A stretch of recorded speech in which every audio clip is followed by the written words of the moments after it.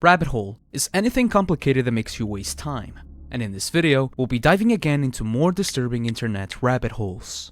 Welcome to the first video of 2026, and I'm Sir Chris. I explore the internet and I make videos about it. Let's go.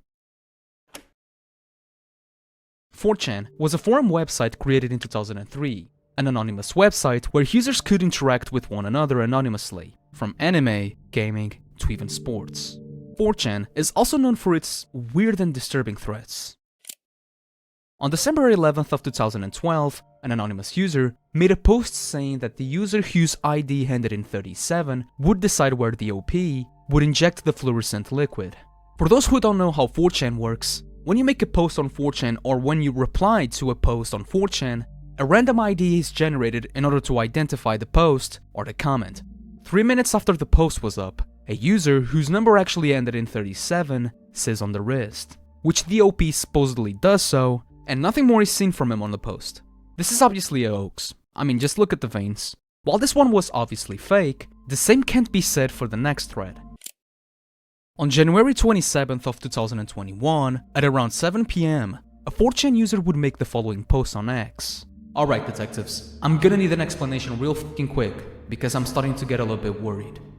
I'll be calling him John for the sake of explanation. John has lived in the rural parts of Denmark his entire life as a farmer. On one of the nights, at around 5 AM, John woke up to the sounds of two blood-curdling screams of animals dying coming from the forest close to where he lived. Despite being uneased, John went back to sleep since he already had gotten used to hearing the dying screams of animals. But this is just the beginning. One day after the incident, upon returning from his classes, John sees his father dragging the carcass of a sheep that had died in the forest. Upon further inspection, the carcass was intact, except for the left side of its face, which was clean to the bone. At the place where the body was found, there were nothing more than a few feathers, with him stating that it would have been unlikely for a sheep to die to a hawk, since they don't normally attack animals that big. This made John believe that it could have been a fox, but there were no bite or claw marks. Nothing. Zero. Despite being met with silence, John would share this on 4chan, with various theories emerging, but we will tackle those at the end of the story. 1 to 2 weeks later, the same would happen again. At around 7 PM, John heard unsettling noises coming from his kitchen. His cat was simply staring at the window as if he had seen something or someone outside the house. Upon finding nothing, John would simply go back to his room and sleep. On the same night, John heard again another scream, and in the next morning, he would find another and the last sheep that had died in the same way as the other one. With this mystery, various theories emerged, such as a cult, a drugged individual that ended up attacking the sheep, rodents that had eaten the left side face of the sheeps, or even cryptids. But now, two bodies in which the face and apparently the neck were the only things affected. This sounds like something a wolf would do, but what do you think? Wikipedia, being the largest encyclopedia out there, is doomed to have weird and disturbing pages, like the list of unusual deaths, like the man who was decapitated by a cannonball on the first day of the battlefield in 1862, the story of a man who died of a heart attack in the middle of a horse race, where his horse would end up winning with him still on it, or even the tragic incident of Owen Hart. But now, the one that you were waiting for, the disturbing pages, the Guaratuba child murders. During the wave of missing children in Paraná during the 80s and 90s, one of them would end up being found, and its case would shock the entire city. The murder of Evandro Caetano. Evandro Ramos Caetano was born on September 12th of 1985 and disappeared when he was only 6 years old on April 6th of 1992. Evandro arrived at school and realized that he had forgotten his toy and lunch. So he asked his mother, Maria Caetano, who worked as the school secretary, if he could go back to get them, since they lived close to the school. Maria would say yes for the first time ever in her life, but little did she know that that would be the last time that she saw her son alive, only finding that he was missing at lunchtime, and he was declared missing. Viewer discretion is advised. Investigations would take place, and 5 days later, a lumberjack noticed the presence of vultures near a forest, and when he went to investigate, he would find Evandro, who was lifeless, without his organs, hands, fit fingers, and was highly decomposed. Next to his body were his keys, his underwear, and his flip-flops, that according to one of the head investigators, were strategically placed in a way where it would be easy for police to identify the corpse. This took the city of Guaratuba by storm. people rightfully wanted answers about who could have done this. After 2 months, the case was transferred from the civil police to the military police, who, according to reporters, did in 10 days what the civil police had done in almost 3 months.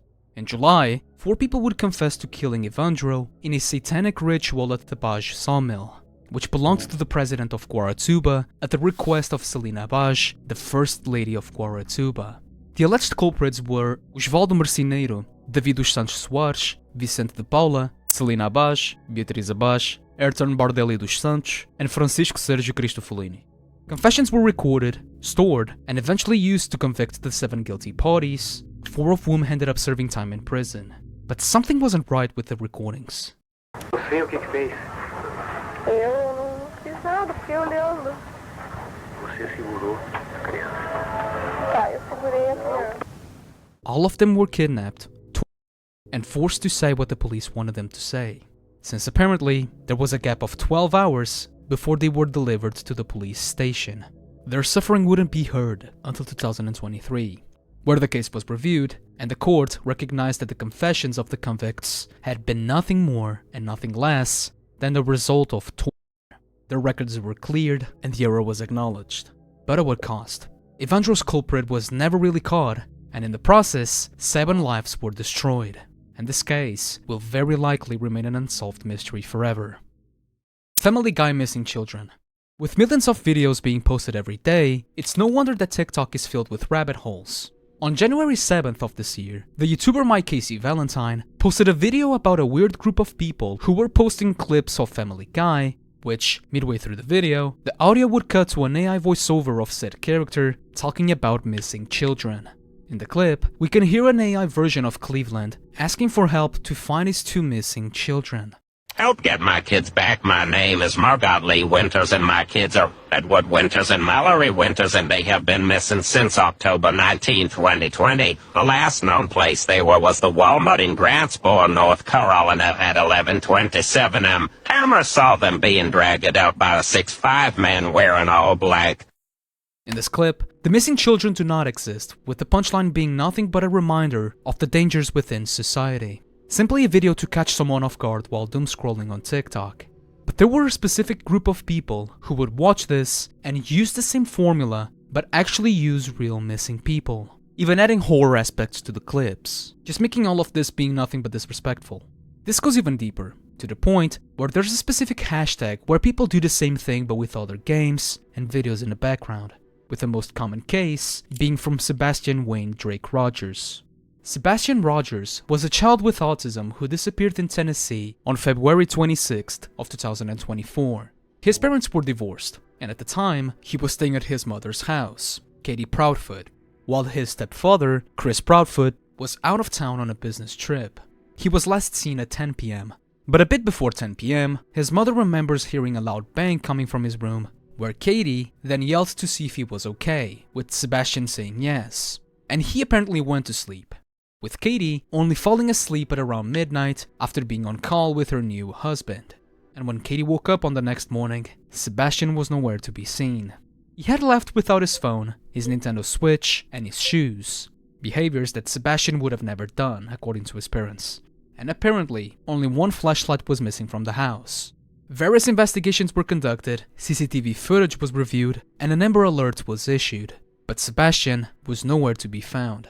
And to this day, his case sits on a bounty of $50,000, and it's still active. Infection Hours. Alternative universes are everywhere. Infection Alternative Universe is better described as a mix of analog horror and a wild virus that affects your beloved show characters.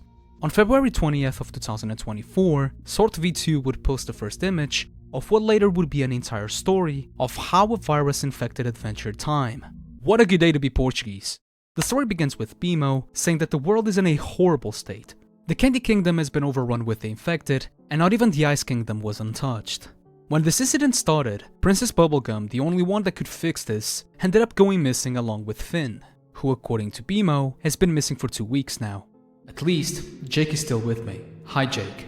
Before showing us an abomination similar to Jake. Despite us knowing that something is clearly wrong, Bimo continues talking to Jake and reliving his own memories, with hopes that Jake would simply answer back. It then cuts to the Banana Guard and PB, who were outside the kingdom fleeing from the infected stag that has been and will continue to chase them through their smell.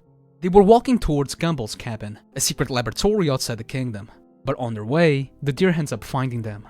At which point, PB sacrifices the Banana Guard and simply leaves. Despite being cruel, it was the best outcome of the situation. We then cut to Finn, who was catching his breath. While resting, we understand that Finn is only alive because Jake sacrificed himself so Finn could run away. Finn feels demoralized since he can't do anything. The goo melts and infects everything it touches, and he knows little about whether PB was infected, since her butler was the first one to be infected. Bronwyn was getting away from the Lemon Kingdom that had completely fallen. I'm not gonna cover the whole story since there's still a lot to cover, to the point where it could easily be its own separate video. The same topic can also be seen in other series, such as Jujutsu Kaisen, Gumball, and even Bluey. In my opinion, infection AUs are very hit or miss, just like analog horror nowadays. They truly depend on the amount of effort put into it, and the visuals play a huge role on the story. Gareth Williams. Gareth Williams was a British spy that was found dead in his flat on the evening of August 23rd of 2010, after his co-workers called for a welfare check since they had been out of contact for several days. What would follow after this discovery was a mystery that hasn't yet been solved. Upon arriving at Gareth's flat and making their way inside, Gareth's flat was fairly tidy, with only a few anomalies. But we'll get there in a minute. Sadly, Gareth's body was highly decomposed inside a red North Face duffel bag in his bathroom, which had a lock that was locked from the outside. British police believed that Williams had died inside the bag 1 week before being found. And due to his work, investigations from different agencies, such as MI6, FBI, and the police begun. Now the anomalies. In Gareth's bedroom, the duvet of his bed was left strewed on the floor. He had 15,000 pounds worth of woman's clothes, shoes, makeup, and he even had a woman's wig in his lounge. His house had the radiator on at high temperatures, and the door's lock was locked from the outside. The flat was swiped for DNA evidence. From everything, they only managed to find 2 fragments of DNA in the bag, which ended up being inconclusive. I'm not going full deep on this case, since there's more to the story, such as the last places that Gareth visited, his curiosity on bondage and escapism, the 9 memory sticks that were left in his office, etc. But with this case, several theories exist, such as the DNA being interfered with as a part of a cover-up, Gareth's death being caused by him indulging in his interests, such as escapism, which is fed by a previous incident where he was found tied up to his bed, calling out for help because he couldn't escape. Which is almost completely disproven, as experts failed 300 times to lock themselves inside of the bag, the same way Gareth supposedly did. Or the most credible one. Gareth was forced inside the bag by Russian spies, who forced him inside his own flat at gunpoint, forcing him to get inside the bag and for them to close it, where he would later suffocate. Those same culprits would eventually scrub the entire apartment for DNA, and they would leave the radiator on as a way to fasten decomposition, since Gareth worked with the US to trace international money laundering routes used by the Mafia of Moscow. But sadly to this day, this case remains an unsolved mystery. Let's just hope that things change and that his family can find peace and closure. Thank you for watching until the end. Here's another video if you're interested. Huge thank you to our Patreon support Pawn, and